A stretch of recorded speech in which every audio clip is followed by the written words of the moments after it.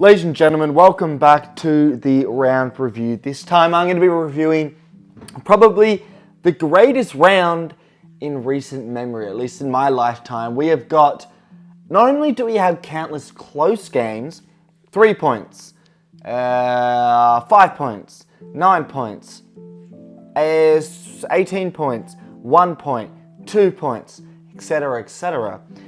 We've also have a catalogue of games, In fact, the first 6 games of the round were all comeback victories that posed to be some of the matches of the year.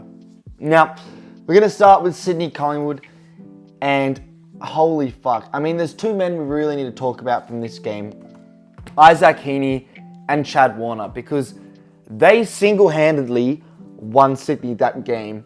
The both of them, you could just see there was this different type of... So I'm just going to turn my fucking heater on because I'm freezing.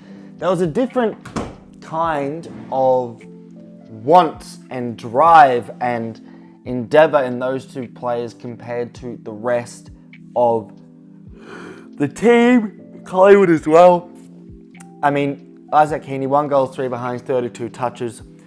Chad Warner, 2 goals, 33 touches. But it was the last quarter. I believe they both got 14 touches in that final quarter. And that want has solidified their first place, because if they had have lost that match, they would have slipped, or actually, they would have still been first place, but they would have been first place equal on points with 4th place Geelong. So they would have been, in risk of missing out on top 2. And they still are. They have some interesting games coming up, but they're still at risk, but they should be fine. Brisbane took on the Jet. As for Collingwood, season is still on, but probably done. The Lions took on the Giants, and my oh my, the Lions were ahead for the majority of the game. They just could not kick straight. And even though the Giants came back from, they came back in the 4th quarter, they were down by 15, 16 points, and they came back to win by 18 points. So that last quarter was insane. But if you're the Brisbane Lions...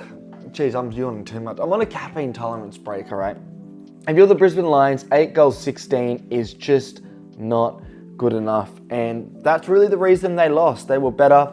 And in fact, they were probably better majority, if not all of the game. But the last quarter, the Giants, they stayed accurate, the young Giants, and they earned a top 4 position, where they're in 3rd. The Lions slipped down to 5th, but they've got a great percentage, 2nd best in the comp, and they have a very impressive team who are in great form as well. Jeez, I really need to stop fucking yawning here. And let's move on to, I think, the best ending apart from 1 game.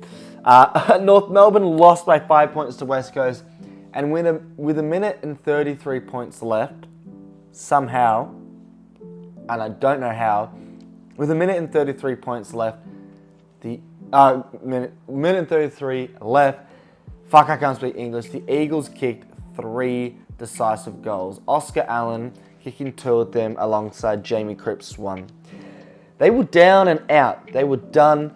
In fact, most of the game, North got to like 35 points ahead, which is insane. And I don't know how they did it, and I thought North were the better team. I thought the midfield of Jerry, McKercher, however you pronounce it, Harry Sheasel as well, Tom Powell, I thought they were really impressive.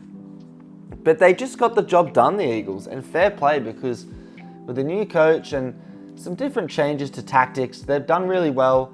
They are now on 20 wins, 5 wins, on 20 points. And to be completely honest, it was a pointless game in the grand scheme of the ladder, but a game that North should be very disappointed in losing, and the Eagles should be pretty glad to have won. And by the way, Tristan Xerri, once again, have an outstanding game alongside Harry Sheasel. We move on to another comeback victory. This time, Geelong came back against all odds away from home against Fremantle in Perth. They came back by 9 points behind to end up winning by a decisive 11 points. And once again, who else but Jeremy Cameron, who I thought had a very, very impressive game late at least, even though he didn't kick a goal. Am I thinking of the right player? I don't even know. Fremantle should be disappointed because now that they've lost this match, I don't think they can make the 8.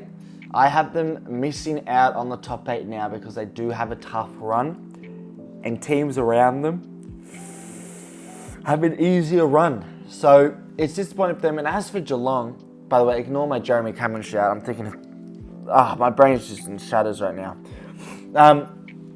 As for Geelong, they are in 4th place. Top four is between Port, Giants, Geelong, the Lions. They're the ones fighting now.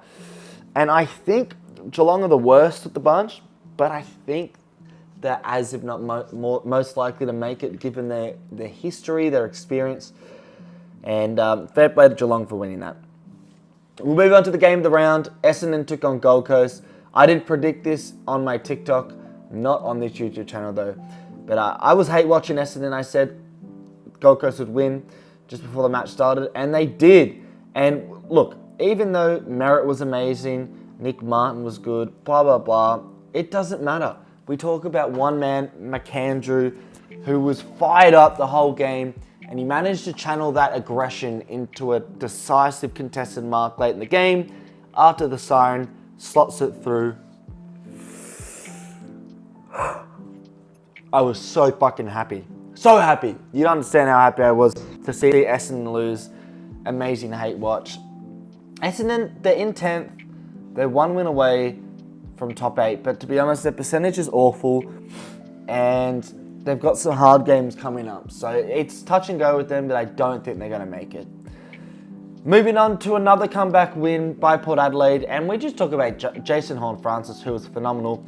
Port Adelaide are second on the ladder. They are looking outstanding. I don't know where this has come from, but fair fucking play. Melbourne season is done, as is Gold Coast, as is other teams we'll talk about. But Horne-Francis, he was just amazing, electric, and fair fucking play.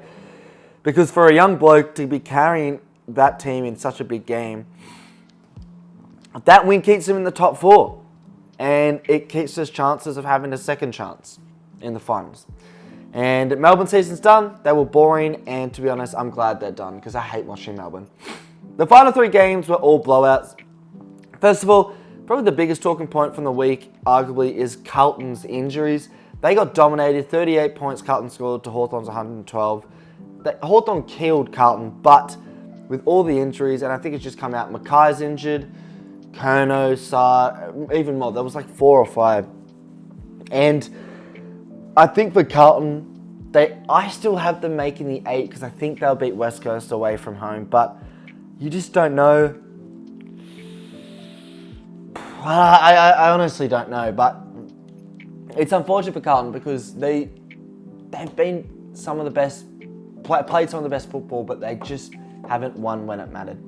And as for Hawthorn, they're so exciting, and I hope they make finals. I predicted they'll finish 10th place this season, so I did showcase some ball knowledge. I didn't know how they would do.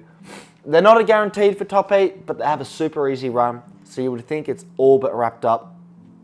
And we will now move on to the final game, 2 games. Richmond lost 51 to 99 to St Kilda. I do a separate video talking about Richmond, so we're going to skip that. And then the Adelaide Crows dominated the Bulldogs by 39 points, and the Doggies will be pretty pissed off. For the entire game, in my opinion, they were off the beat. But to be honest, when you can't score goals, kicking 9 goals, 18, the Dogs, you can't really complain. You got to kick straight these days to capitalise. And that's the round 22, which was insane. Sorry for yawning a lot, but I'm just knackered. And yeah, I'll see you in another one.